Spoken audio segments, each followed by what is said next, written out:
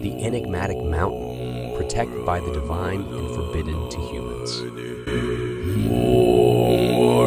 The Kailash mountain is situated in the Himalayas and reaches an elevation of nearly 6,700 meters above sea level.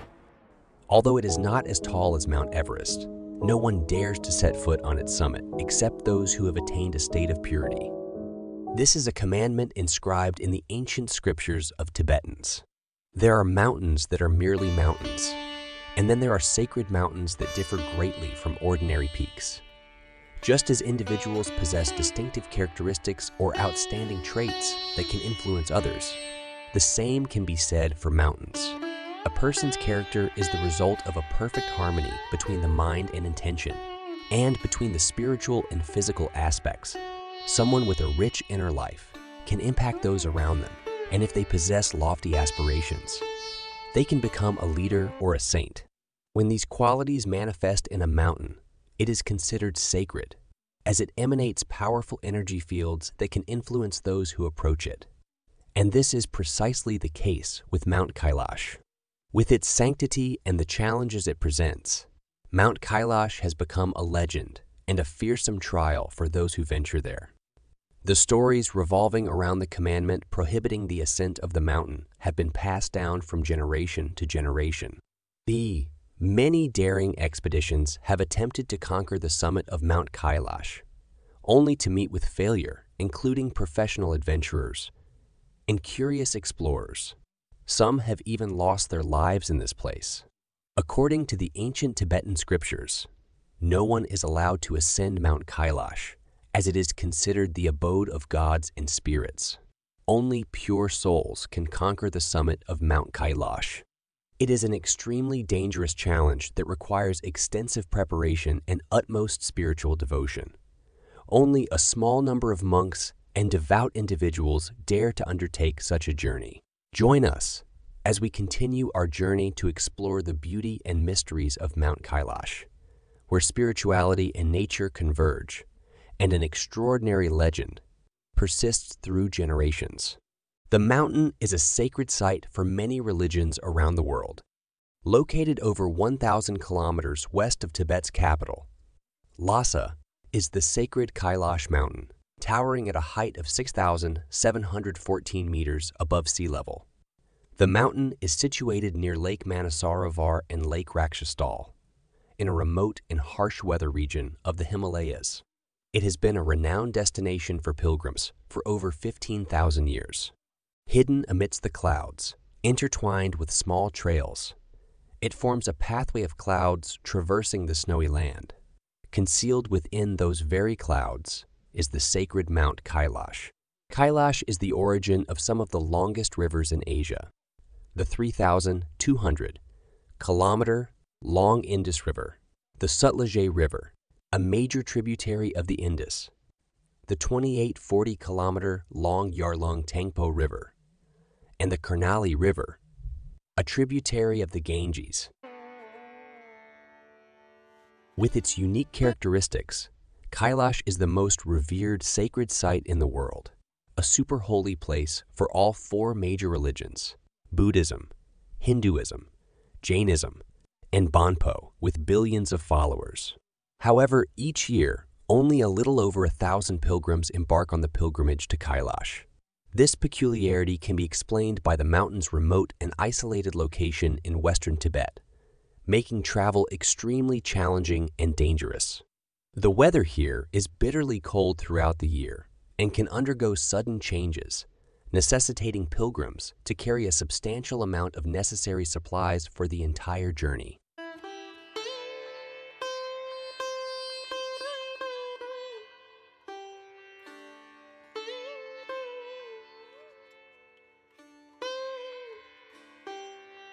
Legends and mythology of Mount Kailash. According to Buddhist legend, this is the place where the city of the deities can be found, a sacred site that preserves the mysterious knowledge of ancient beings, also known as Mount Meru. It is said that the Buddha and 500 arhats flew from Bodh Gaya, India, to Mount Kailash, stopping at a rock known as Kailash stopping at a rock known as Kailash of Mount Kailash. The Buddha left his footprints on the four corners of Mount Kailash and prevented Mahakala from taking Mount Kailash to the kingdom of the Naga deities. The Buddha then sat on a rock in front of Mount Kailash and taught the Naga deities residing in the sacred lake Manasarovar and the demon lake Lanka. Mount Kailash is also the abode of the sky god for the Shoma people, who practice self-transformation into stones. This sacred region is surrounded by the four mountains of the four Buddhas and the diamond in the five Dhyani Buddhas, the caves of the Master Milarepa, the monastic complex of the Master Lian Huasheng, and the caves of Bodhisattva Guanyin.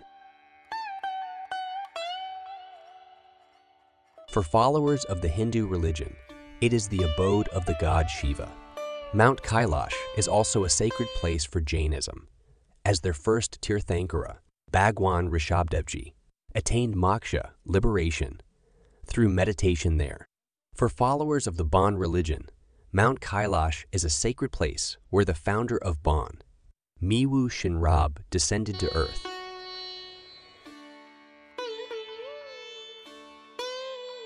No mortal is allowed to step foot on the summit of Mount Kailash amidst the clouds, the abode of the deities. Anyone who dares to reach the sacred mountain's peak and witness the deities will meet their death. This warning is found in almost all ancient Tibetan texts.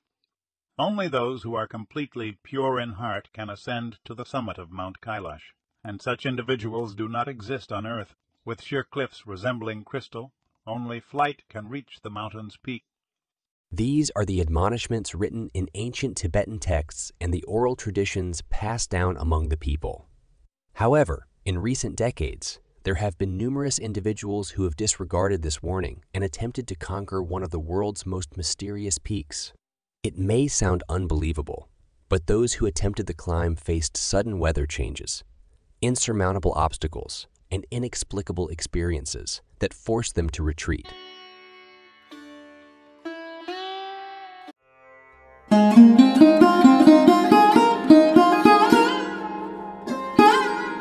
In the 1980s, a group of American tourists risked climbing this unconquered mountain.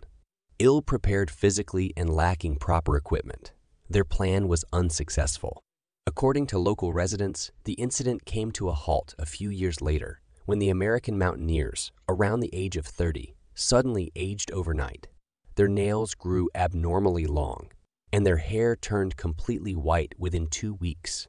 Of course, modern science does not recognize such spiritually oriented phenomena like the sacred mountain.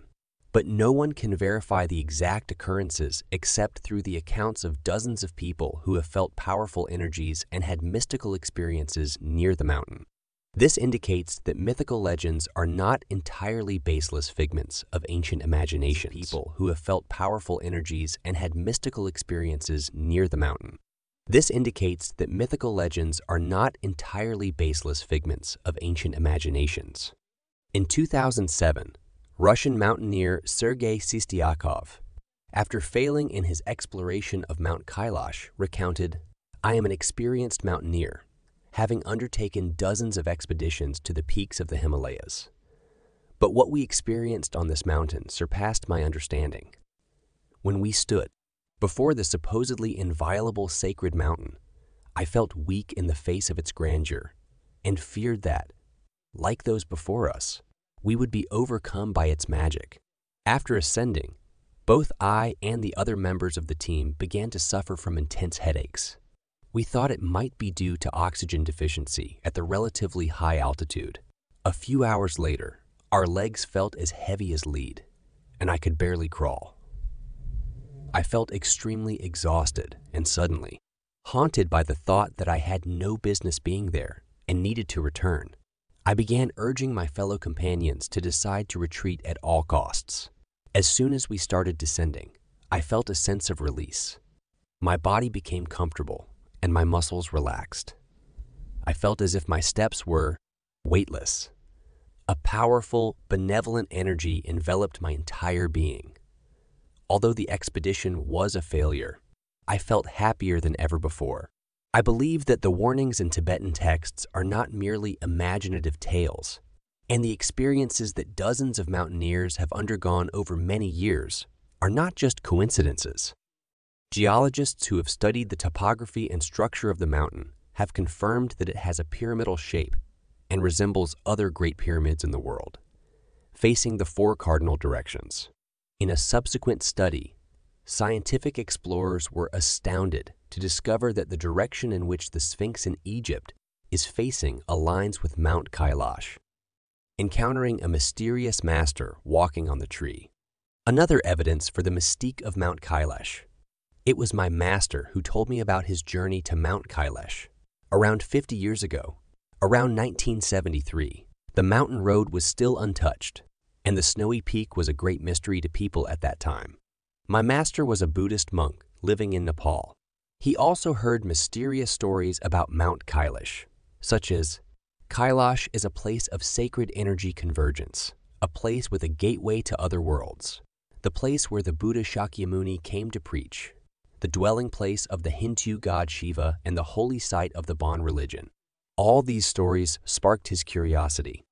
Therefore, after many years of planning, he embarked on a journey to the summit of Kailash, guided by a local guide.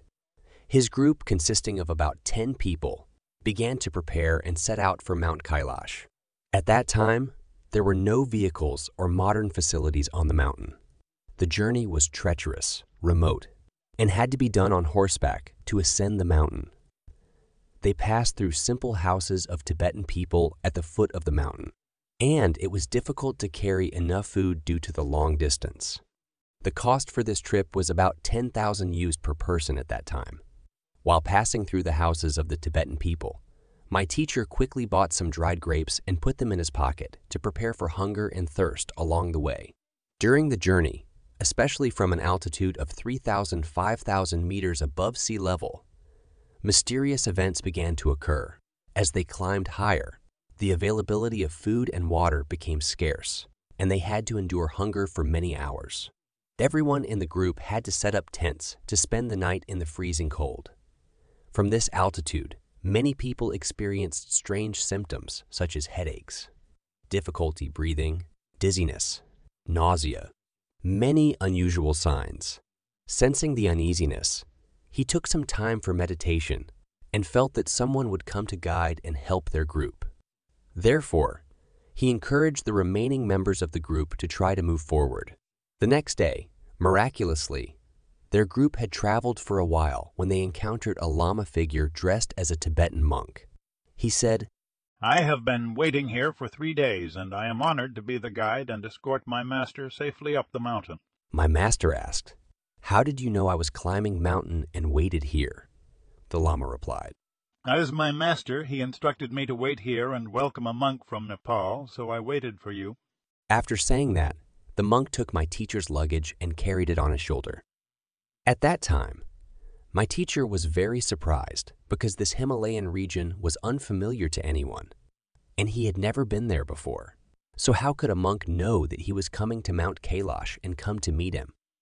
Indeed, only highly accomplished monks, those who have attained high levels of spiritual wisdom, could know such things. The next morning, as the group continued to ascend to an altitude of over 5,000 meters, they could hardly speak anymore. Suddenly, some people would collapse and die while walking. Even my teacher, who was leading the group, began to feel headaches and difficulty breathing. I thought this phenomenon was due to a lack of oxygen, combined with a long journey without enough food and water. At that point, one of the disciples in their group was exhausted and almost on the brink of death. Then, my teacher took out a handful of dried grapes from his pocket and gave them to the disciple. Thanks to that, the disciple passed the critical condition and regained consciousness. Finally, with the support of the young monk, their group descended the mountain safely and bid farewell to the master of that monk. When they boarded the vehicle to return to their country, as the figure of that Latma monk gradually faded away, my teacher saw him walking on the trees, a kind of supernatural ability or martial arts. That is something extraordinary that I can assure you no scientist could accept, and no one has seen before. That's what my teacher could recount. But undoubtedly, in that journey, There were many mysterious things about the practicing Taoist masters in Tibet that we have yet to know. And if you read a few books like The Way of the White Clouds or Mystics and Magicians of Tibet, you will hear stories and special cultivation abilities of the Tibetan monks. Due to its sacred nature, harsh weather conditions, and dangers for mountaineers, the Chinese government has currently prohibited anyone from climbing to the summit of the mountain to protect its sanctity. Therefore, when visiting, we can only stop and explore the foothill area. However, in the scriptures, there is a saying, "Knock, and the door will open. Seek, and you shall find." If you have a curious desire to know about the sacredness of this mountain, make a pilgrimage to Kailash once to experience it. I believe that your doubts will be answered. See you in future videos.